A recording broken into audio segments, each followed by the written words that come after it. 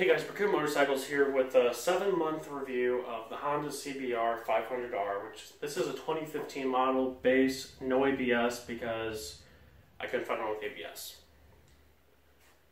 So overall, I really do love this bike. It's got a 471cc twin motor.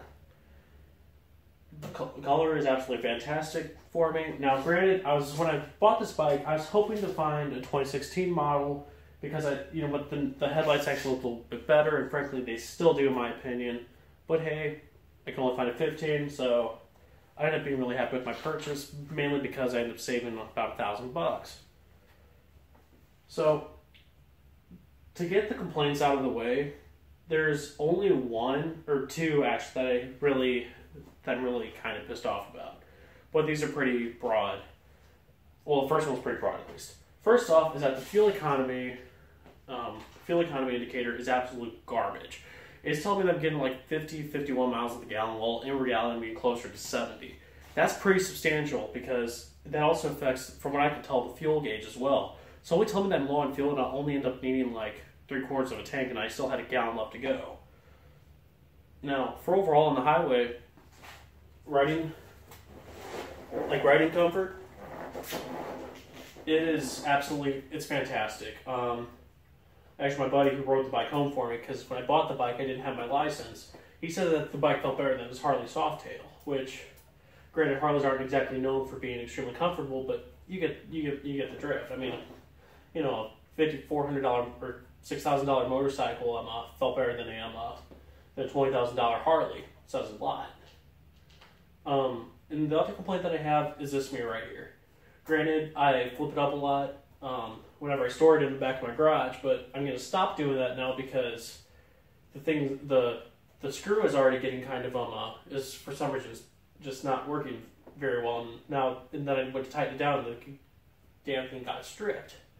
Not beyond repair, but it's still one of those things that's kind of a nuisance. So I'm going to have to go out and try to find a black screw to replace it with, or maybe silver screw, but that it looks bad. So I'm going to try to avoid doing that. So good things about the bike. Ride comfort is excellent. Seating position is extremely comfortable. Unlike the Super Sports, which you kind of have to lean up a little bit, this one's fine. Now, I've never ridden with a passenger, so these rear foot pegs really have gotten absolutely no use. And also another good thing about this bike is that parts are actually extremely cheap. Because I had to replace the fairing, stator cover, and a couple other things on this bike when a buddy of mine dropped it. And, former buddy. We're still buddies, kind of. And the parts themselves only mounted up to around $300, which is really good for how much I had to get replaced. Granted, I didn't have the tools at the time to fix it, so it ended up costing me a lot more with labor to get the bike fixed, but, shit happens. Pardon language in the video, by the way. The one bad thing that I will say, though, about this bike that I forgot to cover earlier, but happens to almost everyone. Every once in a while, the key, the ignition will have some trouble where I can't get the thing started, and that's pretty annoying. Like, can't click into the on position, or something stupid like that. Now, the bike stopping power is absolutely fantastic. This thing handles like a gem. I mean, because when I first got the thing, I was expecting it to be okay, but I mean, based on my riding experience, but the more and more I got on the bike, it didn't take that long before I was really leaning the thing over and whatnot. And the thing's very manageable. Granted, the bike feels heavier than it actually is because relatively high center of gravity, and also I'm only 5'7", and right now I'm actually straining to be able to flat foot this thing. So generally, I have to somewhat tiptoe it if I'm stopped at a red light or whatever. Insurance on the bike is overpriced. So if you're kind of concerned about insurance whenever you're buying this thing, I might recommend going for a 300 because they're treating this bike almost as kind of like an almost super sport bike, which it isn't. Because this thing only has about 10, 13 more horsepower than a Yamaha R3 does. And yet they're charging twice the price for it.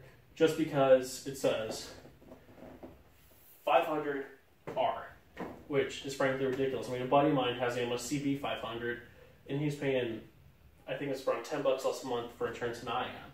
So I mean, it's ridiculous. So the insurance companies really gouge you for money on this thing.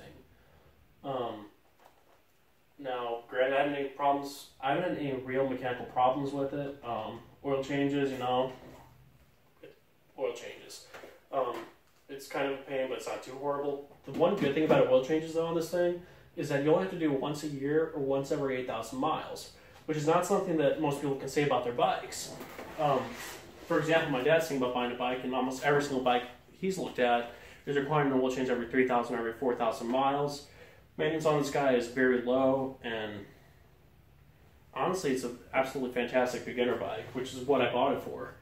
Because I'm not bored with it, and you can really almost treat it like a 250 at first, because it doesn't have too much power that you're going to kill yourself, but it has enough left over, so after you get used to riding it, you're still going to have a little bit of fun. Now, wheelies, I've never tried one, have never done one, frankly, because I don't care to, because I've seen too many bad things happen because of them. Also, they're illegal as hell, don't do it. And also, fueling up is kind of a pain. Because when I almost bought a 2013 Ninja 250R, the fuel cap, it had a hinge on it, so I just open it up and then flip up. But this guy, nope. You've got to take it and figure out somewhere to set it down. Somewhat annoying. Is it a deal breaker? Certainly not. But you catch the drift. I say that a lot, don't I? I really don't care. Maybe they'll become kind of like my just my everyday thing, kind of like Baker being like, hey, it's a Baker X Dickhead here, something like that. Anyways, guys, I hope you enjoyed this 7-month review video of the CBR500R. I would have done a 6-month review on it, but to be honest, kind of completely, time just really caught up on me, and it just blew right past me. So anyways, guys, if you're looking for a beginner bike, this is the bike to go with, hands down. At first I was kind of doubtful about it because, it was a 500 rather than a 250 or 300, but it's not too much power, and you're gonna get used to riding on it. It's not horrible to learn to drive on. You got a little bit of wider tires, so you don't look like an absolute noob on it. Gas is great. Insurance isn't that bad if you have a job. But yeah, guys, hope you enjoyed the video, and take care.